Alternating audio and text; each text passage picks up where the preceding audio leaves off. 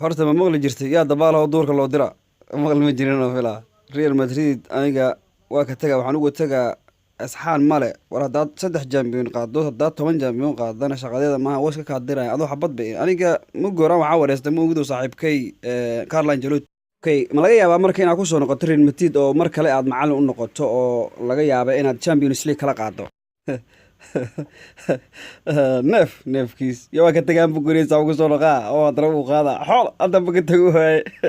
waxaad ogtaa okay ugu dambeyn Carlo Ancelotti iyo adiga maxaa idin dhex maray inoo sheeg niyo horta oday saaxiibkay waaye wuxuu yiri niyo hadda ka horna World Cup aad gaarkeena hirtiisa u yiri niyo asaad sumcad darra ka qaada marka hadda Real iyo ku sumcad tirin u yiri niyo dadka waa iska buray aad waxba ka beerin muga ka tago yiri waa laga yaabaa markii aan macallin kala noqdo dad kale naadi kale aan qabto marka waa ka